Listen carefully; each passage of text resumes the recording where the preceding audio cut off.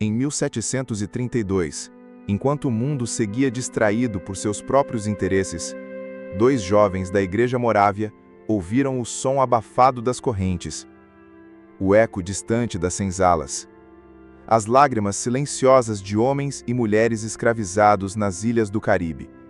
Eles não ouviram por acaso, ouviram porque estavam em oração, porque estavam em jejum, porque tinham aprendido a parar e perguntar: Senhor, quem irá por nós? Naquelas reuniões simples, nos campos da Saxônia, a presença de Deus era mais real que os próprios móveis, e em meio à adoração e lágrimas, nasceu um clamor: alguém precisa ir. Quando ouviram que os escravos não tinham acesso ao Evangelho porque os senhores diziam que isso os tornaria iguais, o sangue ferveu, mas não em revolta, em compaixão. A resposta deles não foi diplomática, não foi estratégica, foi desesperada. Se for preciso, venderemos a nós mesmos como escravos, mas eles precisam conhecer a Cristo. Era o início de uma jornada que não era só geográfica, era uma jornada para o fundo da cruz, para onde poucos querem ir, mas de onde vem o verdadeiro poder do Evangelho. Eles sabiam o que estavam fazendo. Não era romantismo, era uma escolha consciente. Atravessar o oceano, deixar tudo para trás, inclusive o próprio nome, o próprio futuro. O plano era simples e absurdo: venderem-se a si mesmos como escravos para viver entre os escravizados. Comer o mesmo pão amassado com lágrimas, dormir no chão duro da senzala, falar de homem para homem, de alma para alma. Para o mundo, era loucura. Para eles, era adoração. Não havia garantia de sucesso, não havia promessas de retorno, mas havia um amor que queimava mais forte que o medo. Eles olharam para a cruz e entenderam que o Evangelho só tem poder quando nos custa tudo. A vida confortável que poderiam ter foi colocada no altar, a reputação desprezada, o futuro entregue. Eles não queriam mudar o sistema, queriam alcançar os perdidos, um a um, de coração a coração. E se a única forma de entrar fosse como escravo, então que fossem escravos de Cristo, para que os cativos conhecessem a verdadeira liberdade. O dia da partida chegou. A Vila Morávia se reuniu. Não era uma celebração, era um altar. Homens, mulheres e crianças assistiram em silêncio. Não era apenas uma viagem, era uma oferta, como se duas tochas vivas estivessem sendo lançadas nas trevas. Johann Dober e David Nietzschmann subiram a bordo do navio. Não levavam bagagens cheias, só o necessário. Levaram uma Bíblia, roupa simples e um coração já crucificado. Enquanto o navio se afastava do porto, um deles se virou e gritou: que o cordeiro que foi imolado receba a recompensa do seu sofrimento. Essa frase cortou o silêncio como uma espada. Não era poesia, era o resumo da missão. Era o grito de uma geração que não queria sucesso, mas fidelidade, que não buscava segurança, mas obediência. Eles não sabiam se voltariam, não sabiam se sobreviveriam, mas sabiam de uma coisa: Cristo é digno. E por esse cordeiro, valia a pena perder tudo. O navio atracou. As ilhas eram belas por fora, mas por trás das palmeiras e praias havia gritos que não saíam pela boca, apenas pelos olhos cansados e pelas costas marcadas de açoite. Ali estavam eles, no meio de um povo que não os conhecia, num sistema que desprezava qualquer esperança. O Evangelho teria que ser encarnado, vivido antes de ser ouvido. Não houve palco, não houve microfone. Houve chão batido, calos nas mãos e noites em silêncio ao lado dos oprimidos. Eles aprenderam a língua dos escravos. Sentaram-se ao lado dos que gemiam, compartilharam o pouco que tinham, e com cada gesto, cada oração sussurrada, anunciavam um Cristo que desceu, não para dominar, mas para servir. Doentes, exaustos, sem aplausos, eles continuaram. Porque a missão nunca foi popular, sempre foi sacrificial.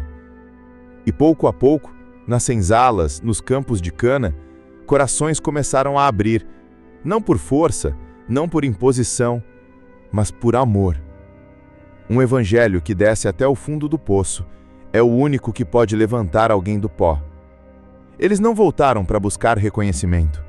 Seus nomes não estamparam jornais, suas histórias não se espalharam como deveriam, mas os céus sabiam exatamente quem eles eram. Eles não construíram templos de pedra, mas abriram caminhos invisíveis onde a graça pudesse correr livre, e deixaram um legado que só pode ser contado com lágrimas.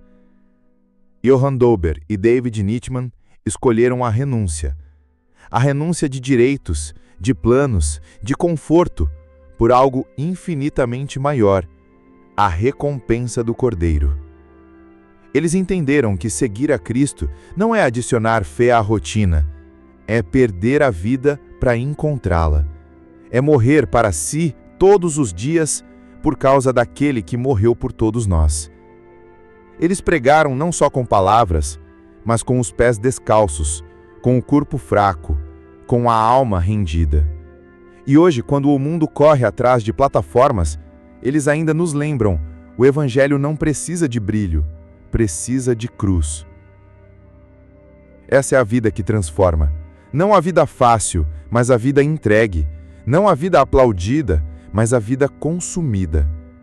Porque um dia, tudo o que importar será isso. O Cordeiro recebeu ou não a recompensa do seu sofrimento através de mim. Jesus nunca chamou ninguém para ser admirado. Nunca prometeu sucesso, fama ou conforto.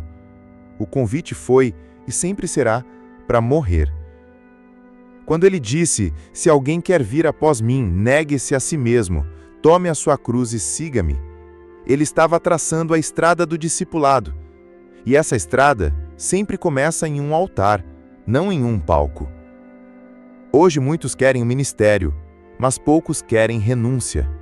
Querem ser vistos, ouvidos, seguidos, mas não querem ser escondidos em oração, esmagados em obediência ou silenciados no secreto. Só que o verdadeiro discipulado não começa no Instagram, começa no Getsemane. Começa quando você diz: "Pai, não seja feita a minha vontade, mas a tua". O altar é lugar de sacrifício, não de performance. É onde a carne morre, onde o ego cala, onde os sonhos são postos à prova e onde o fogo só desce se houver algo inteiro no altar. Discípulo não sobe para brilhar, sobe para ser queimado, para que o mundo veja menos dele e mais de Cristo. Antes de ser enviado, o discípulo precisa morrer. Não dá para carregar a cruz com as mãos cheias de vaidade. Não dá para seguir Jesus enquanto ainda tenta preservar o controle. O Evangelho começa onde o eu termina. Paulo não foi ao mundo com uma estratégia de influência. Ele foi com uma sentença: "Estou crucificado com Cristo". Isso não é uma frase bonita de pregação. É uma realidade espiritual. Morrer antes de ir significa abrir mão do aplauso, do reconhecimento, do sucesso terreno. É ir mesmo que ninguém veja. É obedecer mesmo que doa. É servir mesmo que não volte. O mundo diz: preserve sua imagem. Jesus diz: negue-se a si mesmo. O mundo diz: seja relevante. Jesus diz: seja fiel até a morte. Discípulo que ainda luta por si, não está pronto para lutar pelo reino. Porque só quem já morreu para o mundo pode viver de verdade para Deus.